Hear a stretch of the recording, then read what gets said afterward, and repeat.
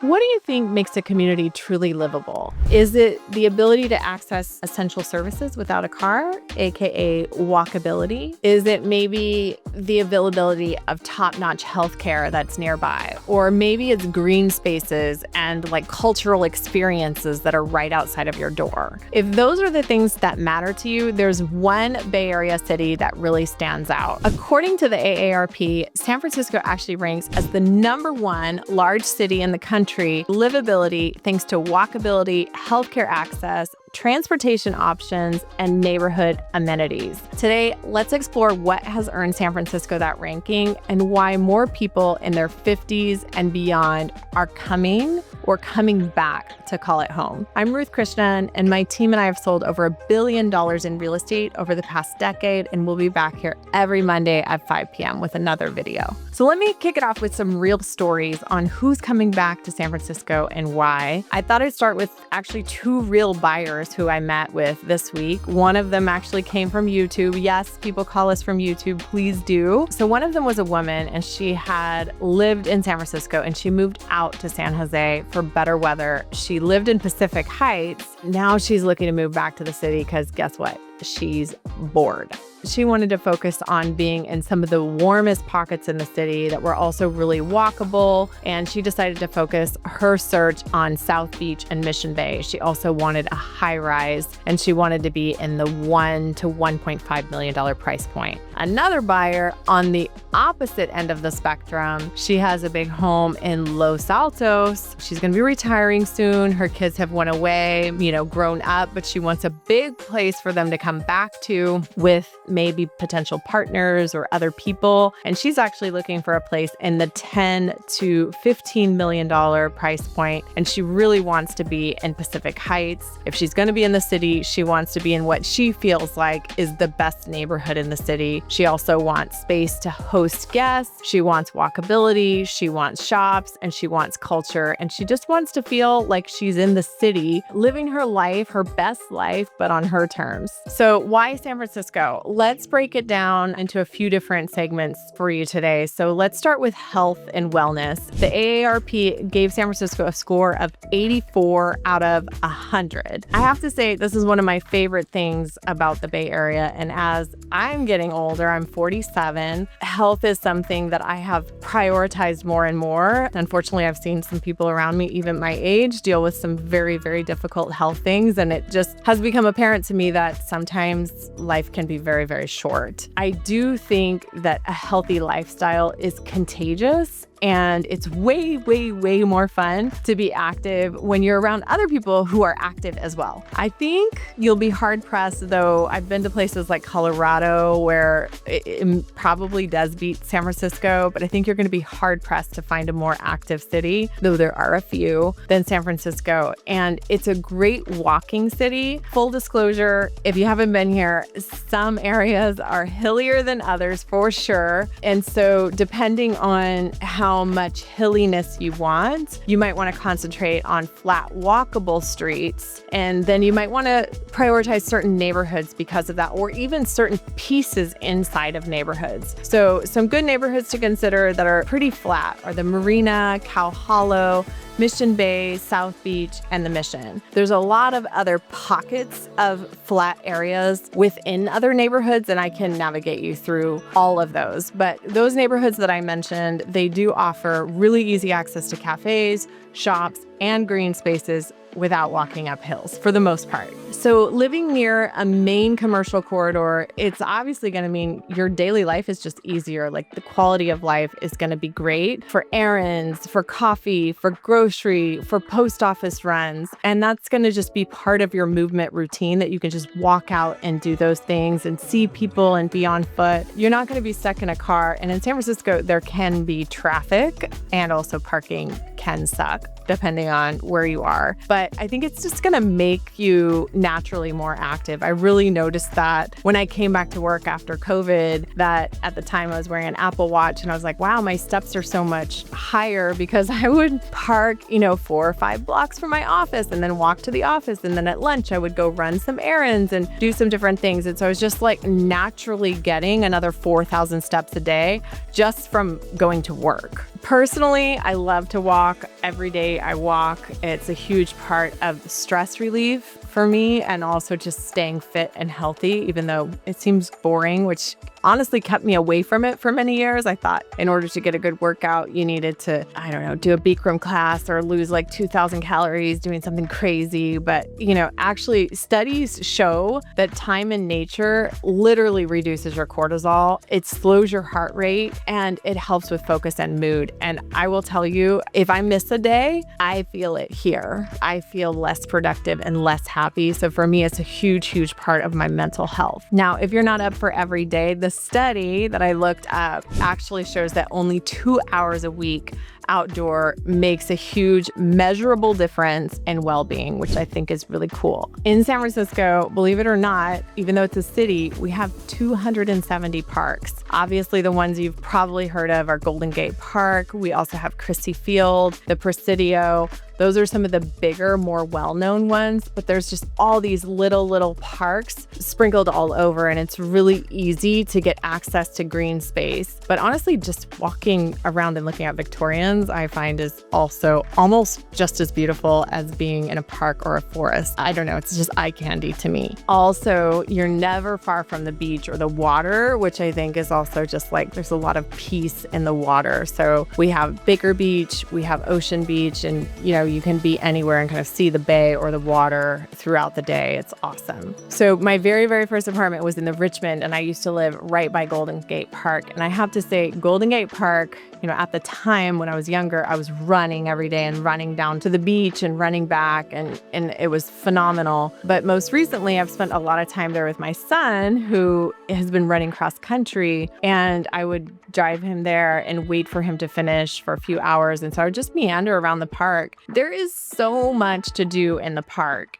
really for all ages. I mean, you could just spend days and days there getting lost in museums, or just, one day I walked around with another parent and we literally got lost and walked on top of some waterfalls. And it is such a cool park. So there's really nothing like it. It is larger than New York's Central Park. So it's a really cool space where, you could spend a lot of time, meet people, walk around, just be part of the community, which is really fun. So if walking isn't your thing and you like to bike, I personally do not like to bike in the city. I find it stressful, and to me, it feels very dangerous. But if you are into biking, there are really good bike lanes and everything in the city. I think the city has really made efforts to make it biker friendly. It still doesn't feel friendly enough for me. When I used to bike a lot, I would go outside of the city, and there's some really great rides. Paradise Loop, which is just around Tiburon and Sausalito, I believe, is, I think, one of the most beautiful rides. But there are some of the best rides, I think, probably anywhere for road biking. My husband now does mountain biking, which there's tons of paths that is also too treacherous for me personally, but to each their own. The reality is, though, there's no workout that you couldn't find, and you can find a class where you can have a community and have some accountability and some competition and meet people. So whether or not you want to do yoga or salsa or tai chi or a spin class or a bar class, I think there's no kind of activity that you couldn't find to do in the Bay Area, either alone or with other people. And get this, one of my team members, I have to dig up a picture for you, Valerie, she just did yoga with puppies.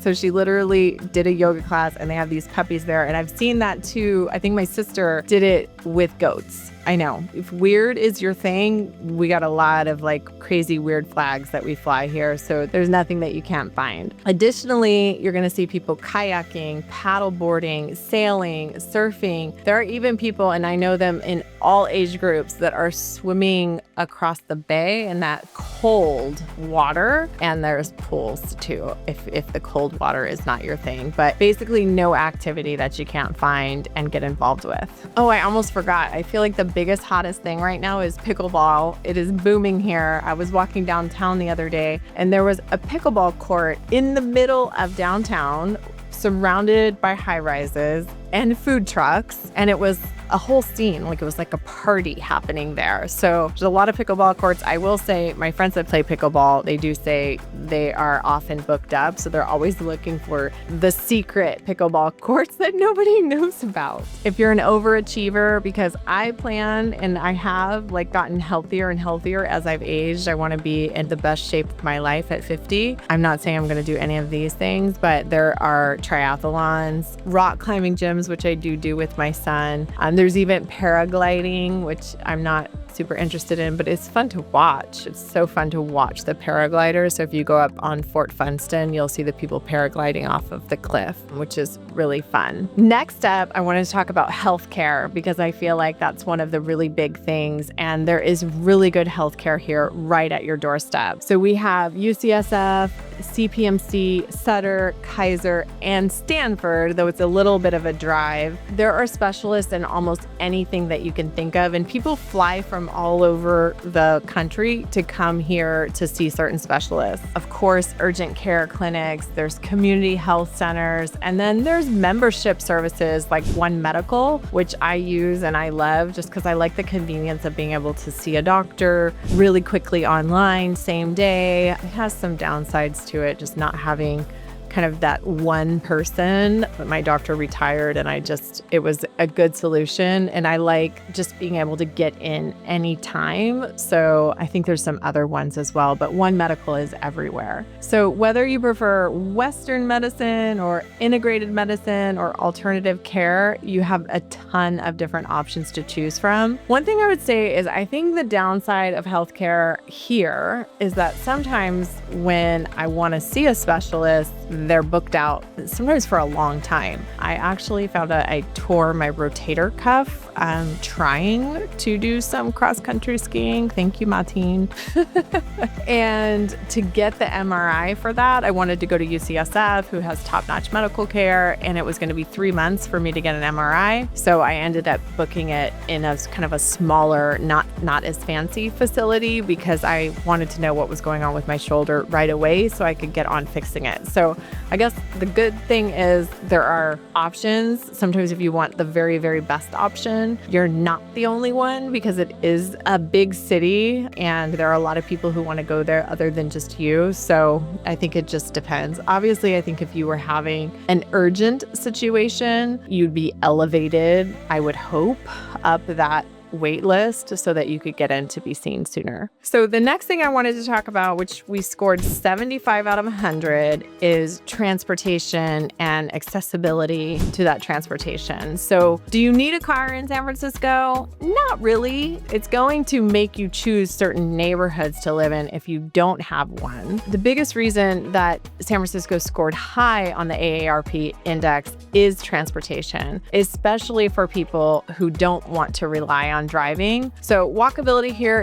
it's real and it's awesome. I once had somebody comment on my channel and they said something like, surely if you're buying a $2 or $5 million house, you have a car. They were kind of making fun of me talking about walkability being important. Most of my clients do have cars, even the ones who care about walkability. They just don't want to have to drive. There's a huge quality of life difference to not have to get in your car, not have to get out of the driveway, not have to park, but just to walk down to the post office or walk down to dinner. So you do want a car here because there's so much access to things outside of the city. So even if you live in one of those neighborhoods where you walk all of the time and you take public transit to work, I think sometimes on the weekends you might want to go over to Napa, or you might want to go up to Tahoe, or you might want to go down to Big Sur or Half Moon Bay or down to the South Bay. I mean, I grew up in the Midwest, and you could drive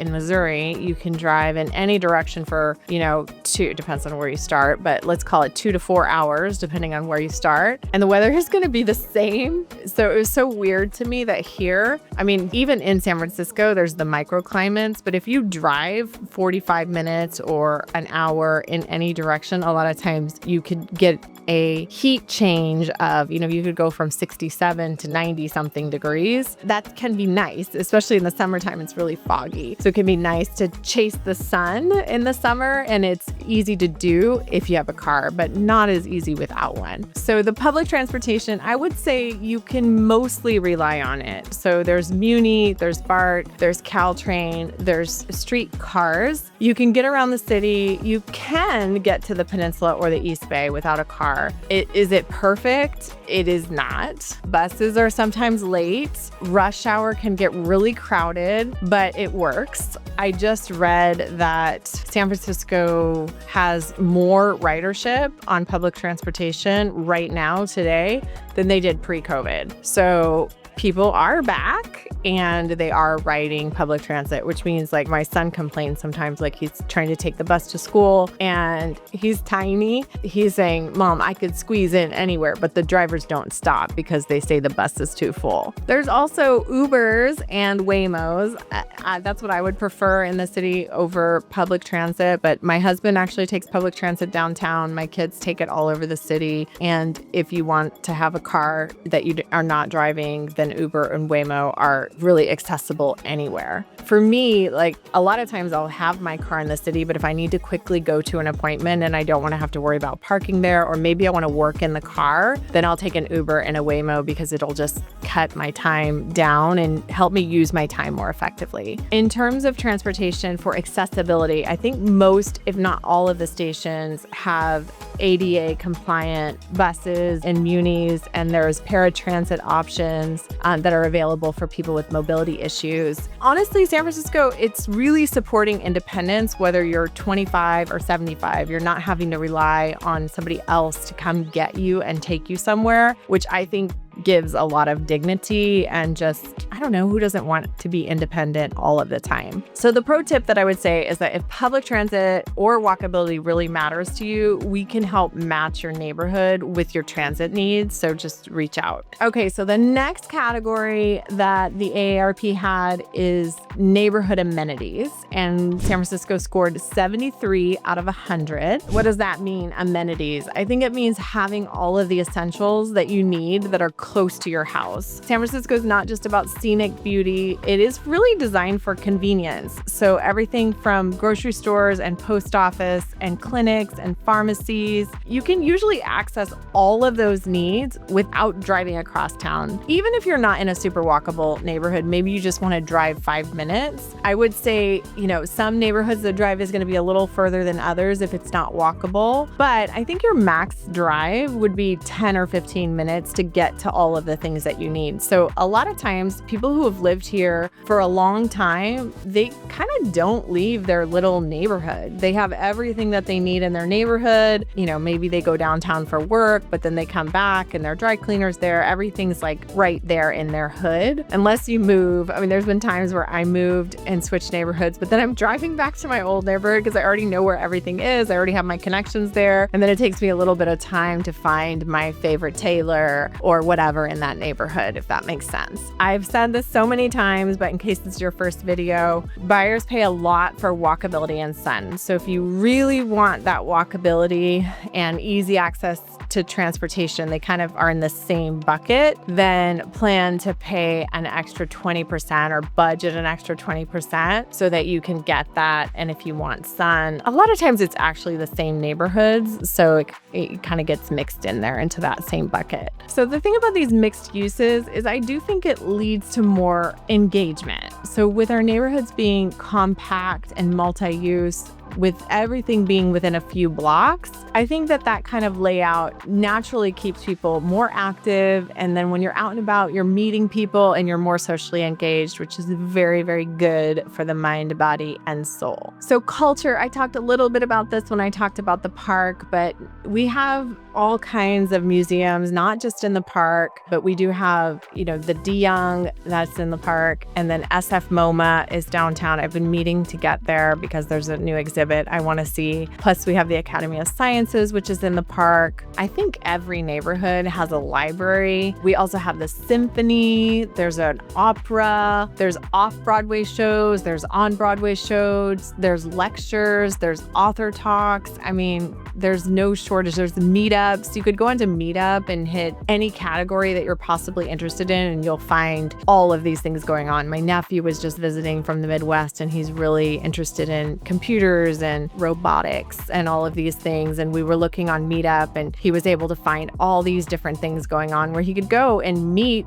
other people who are nerding out on robots. And, so it's just really cool to be able to find your niche, whatever that niche is, with other people. Also, if you're into sports, we do have some great sports teams. We have the Giants, we have the Warriors, and in those stadiums, there's concerts, there's comedians, the Chase Center. I did a video over in Dogpatch recently where I was talking about it. That whole area is really happening right now with just tons of restaurants and stuff. So you can make that a whole, evening of going there, having dinner there. It's just awesome. Also very flat, easy to walk around. Bottom line is you'll never run out of things to do unless you want to. Now, I will say the downside to some of these things to do, I think, coming from the Midwest, is that I feel like everything is kind of a production, meaning that you need to get your tickets early, you need to book your restaurants early. There's a lot of people, so you can't just kind of show up and do something. There's very little options for spontaneity, or maybe I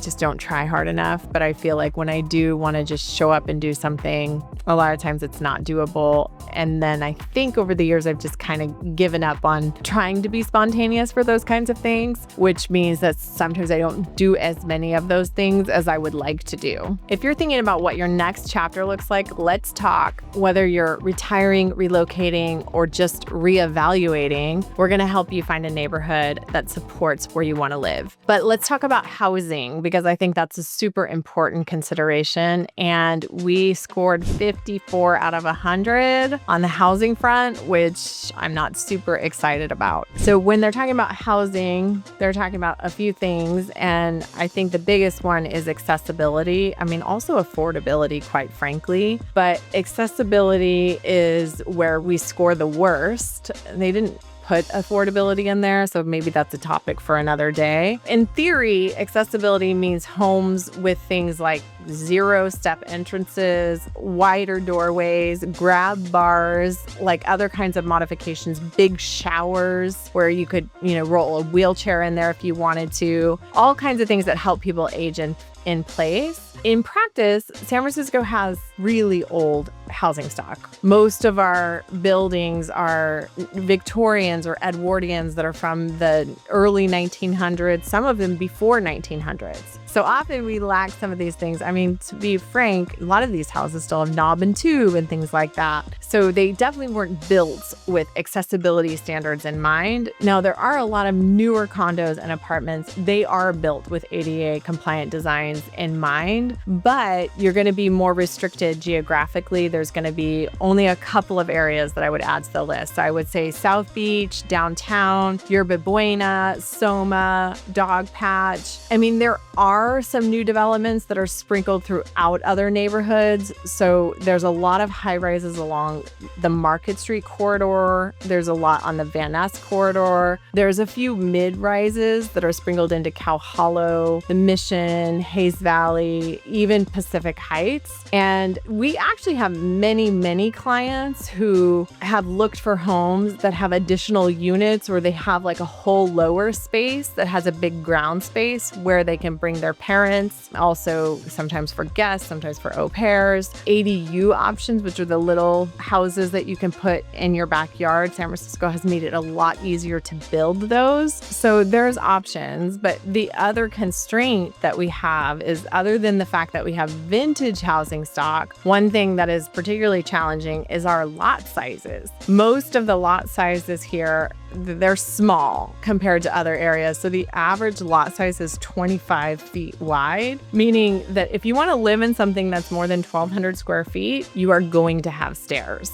And I would say, obviously in a Victorian and an Edwardian, they didn't put in elevators in the beginning. You can find elevators, obviously in the big high-rise buildings, they're always going to be there, but you can find them in single-family homes. Now, there is a wide degree of the quality of elevators. I personally do not like to go into home elevators, but there are some that are nicer than others. But retrofitting one of these houses to add an elevator, it's very expensive. It is something that you sometimes find, but generally only in very high price points. I mean, definitely would be above 5 million. Often you'll see them more in like the 10 million and up. In terms of ranch style homes, which is I think what a lot of people think of, for no stairs, we honestly don't have very many of them. There is one section of San Francisco that I can think of off the top of my head that has quite a few ranch styles, and that's Diamond Heights. Other than that, it's not a housing stock that's very common here. The section in Diamond Heights, they actually built all these Eichler homes. I'm not sure if you're familiar with those. They're really cool, very mid-century modern homes with atriums and stuff in them. That would be an area that if you wanted a ranch style that we could look at. If all of this is too complicated, just feel free to reach out and we will custom tailor a search that's just for you. So bottom line is San Francisco perfect? It's not. We've got our quirks. We've got old housing stocks. We've got more than a few steep hills. We've got the occasional grumpy muni driver or late driver in overfilled buses. But if what you care about is living somewhere that's vibrant, connected, walkable, inspiring, good weather for the most part, the city of San Francisco really delivers. It is a place where you can walk out of your door, grab a coffee, catch a yoga class with or without a goat or a dog, catch a concert, and still be at home to cook dinner. It's where we have world-class healthcare, we have green spaces, and culture and life they're part of the daily fabric here. Yep. Accessibility is an area where San Francisco has some work to do, but I can definitely help you navigate that. So whether it's a newer condo or it's an ADA-friendly home or a home with a lower level space for aging parents or guests or even a potential ADU, there are always ways to adapt and age in place with dignity here. At the end of the day, what makes a place livable, it's not just the infrastructure, it's the quality of life that it enables. So if you're starting a new chapter and you're thinking ahead about what that chapter is looking like, I'd love to help. Feel free to reach out. And if you're interested in exploring a neighborhood where there's a lot of high rises, where it has all the ADA compliant stuff and an elevator and, all of that already built, then I think you should check out this video on South Beach that Yesenia did right here.